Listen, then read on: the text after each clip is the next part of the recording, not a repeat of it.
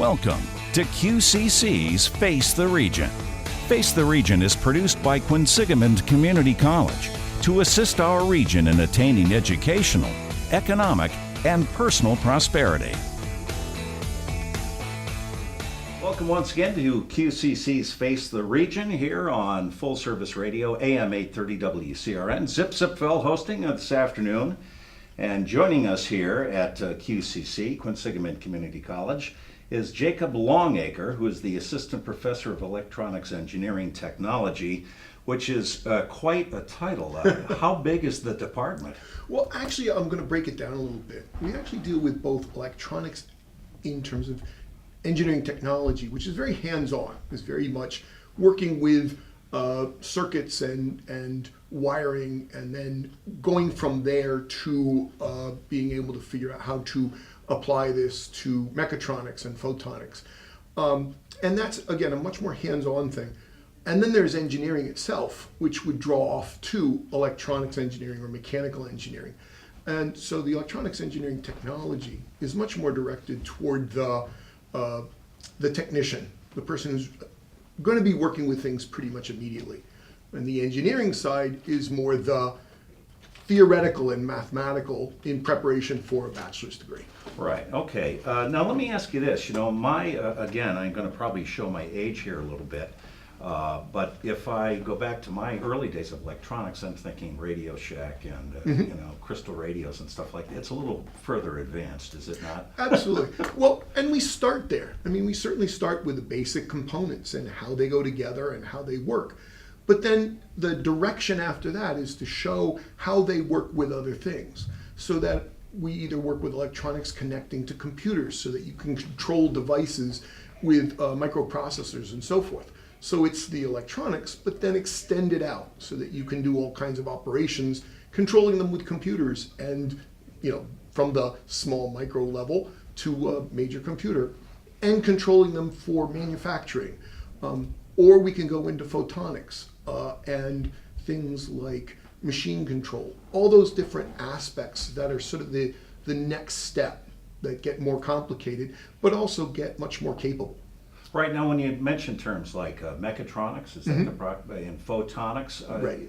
They, to the layman, they're going, photonics, what is that, fiber optic, can you right. just give me a layman's description the of both? Simple version I would say is mechatronics is taking electronics and connecting it to mechanical processes, so that I have something, say, that connects a sensor to an arm, or a belt to a sensor, so that you're using the electronics along with some computer-oriented system to be able to do whole steps or whole processes, all right? Okay. So it's more the computer control that allows you to not just use the electronics as a switch or something, but actually tells it several orders, several steps to do for a given input. Photonics is the connection or the integration of electronics and optics, so that now we can use optical sensors to do things. We can use electronics to integrate into optics. And I guess the most extensive version would be you could even do signal processing and computer processing with optics. So it's basically the growing of the two fields into each other, the electronics and the optics. We're chatting with Jacob Longacre, the Assistant Professor of Electronics Engineering Technology here at Quinsigamond Community College on Face the Region on WCRN. Now, students, I guess this is the type of, these are the type of courses that you can actually get a foothold in, starting out in, and also a refresher course or a upgrading if you're already working in the field? Correct. What we really try to do is provide a spectrum that's sufficient so that you can either come into it with really no experience whatsoever, no knowledge of electronics or optics or mechanics, etc., and go from there all the way up to understanding how these things work. Or we can take it so that if you have a background in electronics, we can add or provide the connection to the mechatronics aspect, the computer control aspect, or the optics aspect. So it's what we're really trying to do is provide something where there are a number of on-ramps and off-ramps available so that what your background is, we can add to. Now, do you need a specific sort of some ground level courses in mathematics or physics or some of the other? There's a level of mathematics that are required to start out. Now, the college provides those courses. It's just that you may have to take, if you come in with no mathematics background, you'd have to take a few mathematics courses to start out because you have to have a basic knowledge of mathematics. However, what we've tried to do is drive it so that as much as possible we can make those things concurrent instead of having you come in with a certain background. So basically, if you have a sufficient mathematical experience that you can handle the first year of college mathematics, you can handle our courses. Now, once you complete your course, you graduate from QCC with An associate's an degree. associate's Correct. degree, and then you can transfer that out. Correct. To say a Worcester Polytech or Right. one of the Depending other on colleges. depending on the specific area you're in.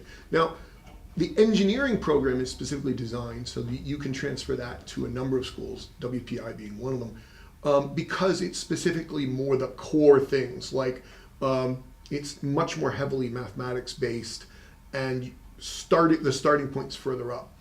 It's also much more theoretical and less hands-on. So what I've recommended for students is if you have an awareness of what you want to do and a familiarity with things like the theory of things, or let's say a comfort level. So you're willing to go a few years of doing math and theory before you really get into a lot of hands-on things. Engineering is a wonderful direction for you. On the other hand, if you're much more hands-on oriented and want to understand how the applications work right away, then to me the technology courses work better because you're immediately working on hands-on things. Great, great. We're going to take a short break here on QCC's Face the Region. We'll be back with Jacob Longacre in just a couple of minutes here on Full Service Radio AM 830. Welcome back to QCC's Face the Region. It's Zip Zipville and my guest this half hour, Jacob Longacre, who is the Assistant Professor of Electronics Engineering Technology here at Quinsigamond Community College.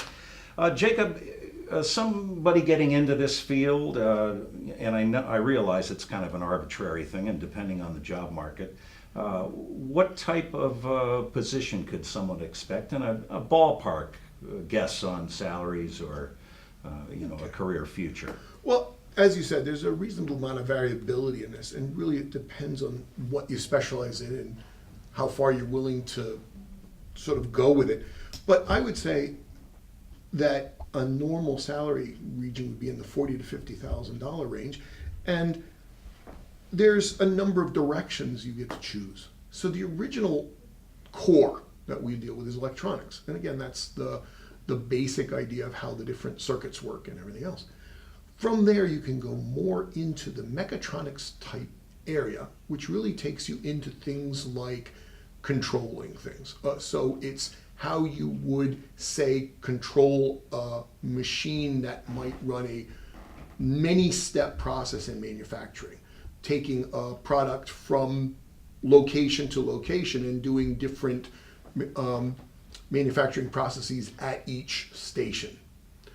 On the other hand, there's photonics, which really is dealing much more with how does the optics work into things, whether that's fiber optics or lasers or just good old-fashioned lenses and how you shape them, how glass works or different types of materials work for the shaping of lenses and so forth. So all those things are possible in both areas, but I'd say optics even more so, or photonics even more so.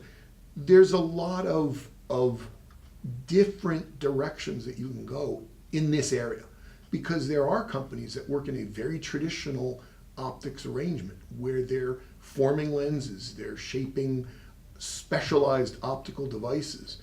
Then there are groups that use fiber optics for, again, creating unique optical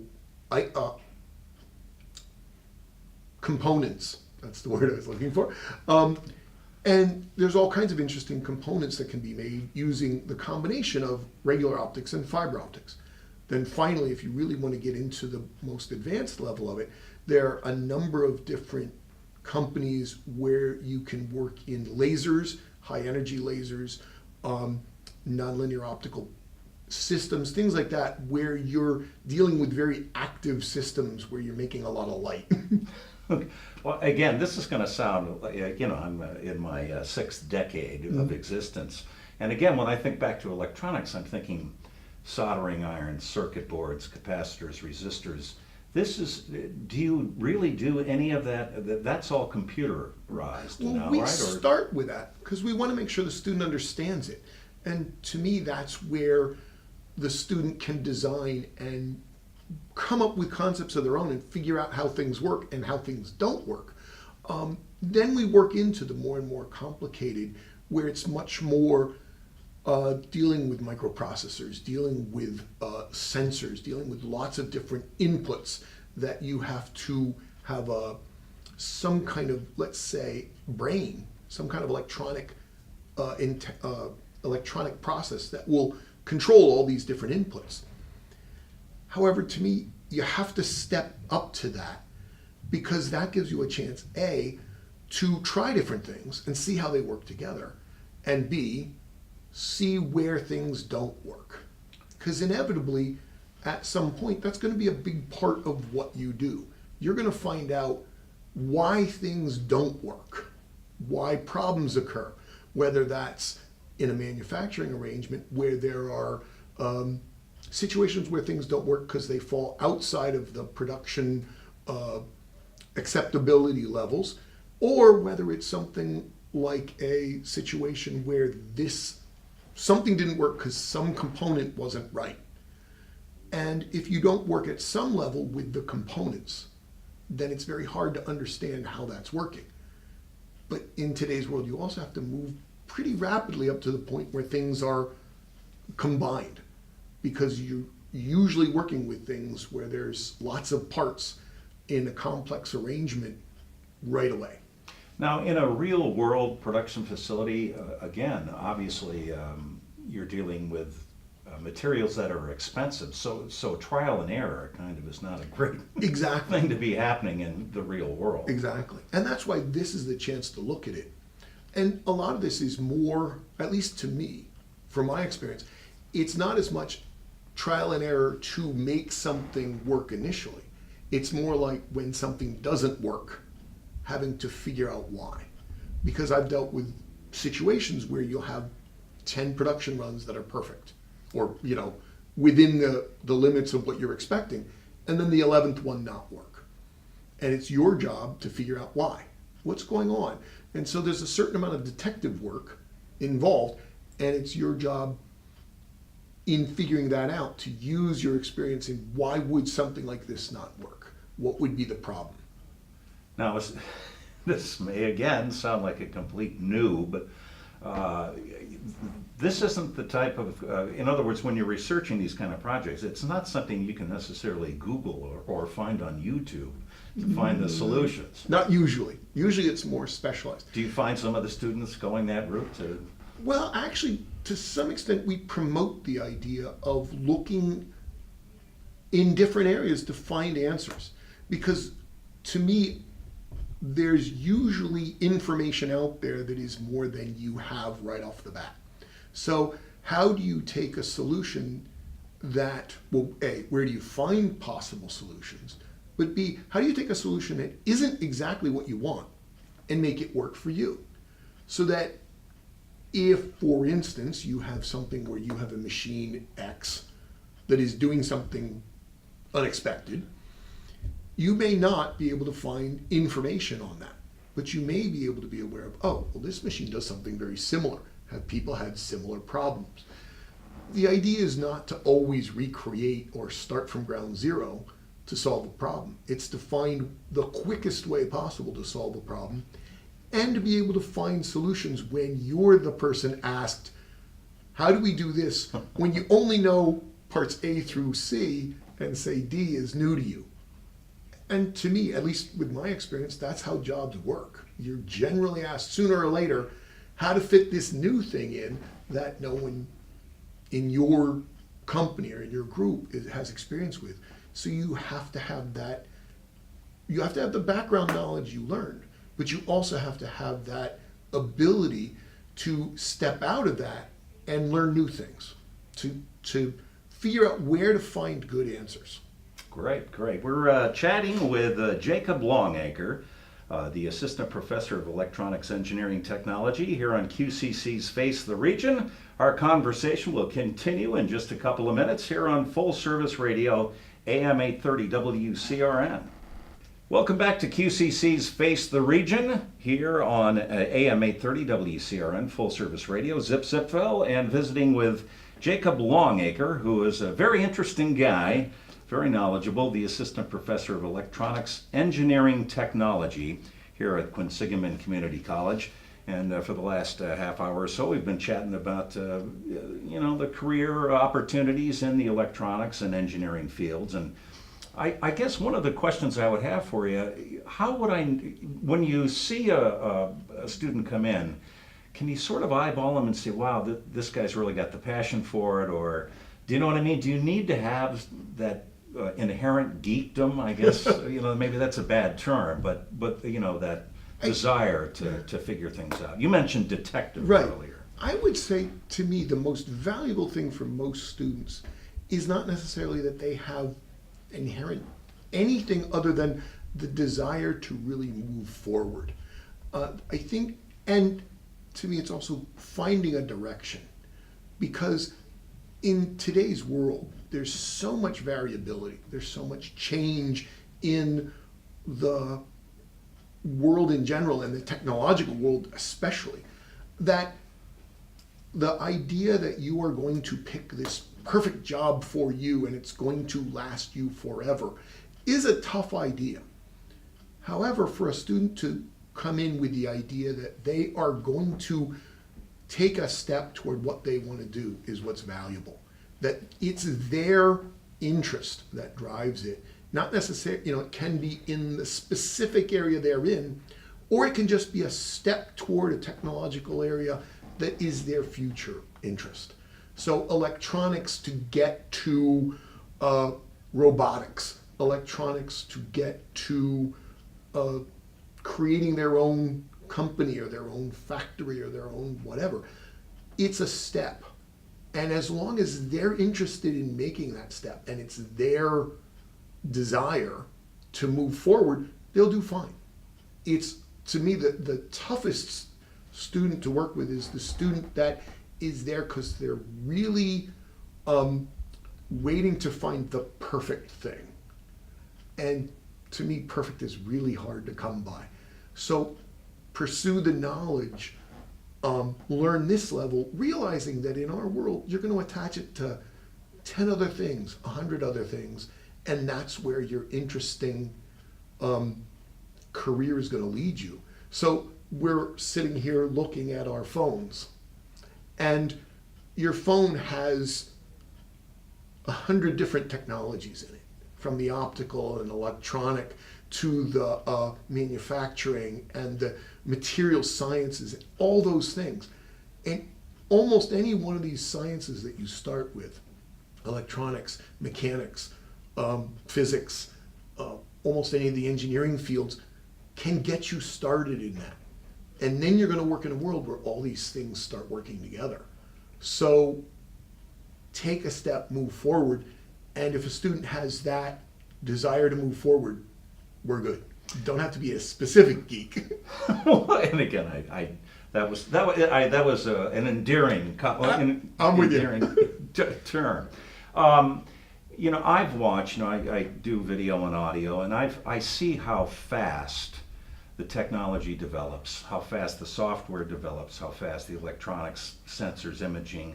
I mean, it turns over every 2 or 3 years. How do you stay current? Especially in a pushing the boundaries of where the technology is at? Basically, it boils down to you have to decide what's going to be the most critical to you to stay on the leading edge of. And then the rest, you just have to accept that you're going to pick it up when you need to, or learn it from, talk to an expert, whatever. To me, though, that's part of the point of the education, because the reality is nobody today can keep up with all the leading edge things. There's just too much going on. So in some ways, where we really want to teach students the basics, we also have to teach students how to learn, so that when they step out of here, they have to be able to learn it. Because there's going to be a time when they're up to speed on X and they need to catch up with Y.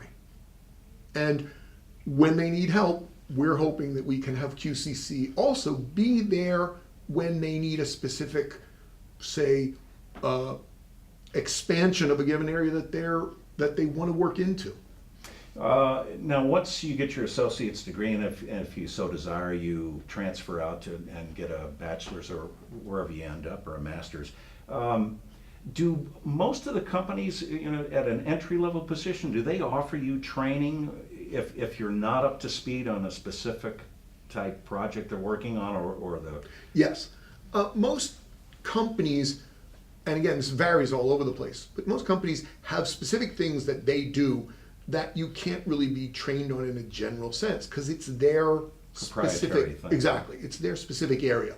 And in many cases, you'll have a situation where a company needs an employee who has a basic understanding of lots of things so that they are readily trainable, but the company itself is going to train them on the very specific things because that's what that company specializes in. I think the trick to learning in some ways is that everyone has to recognize to some extent that as you go into that, as you're working with that given company and that specific knowledge, you're getting a very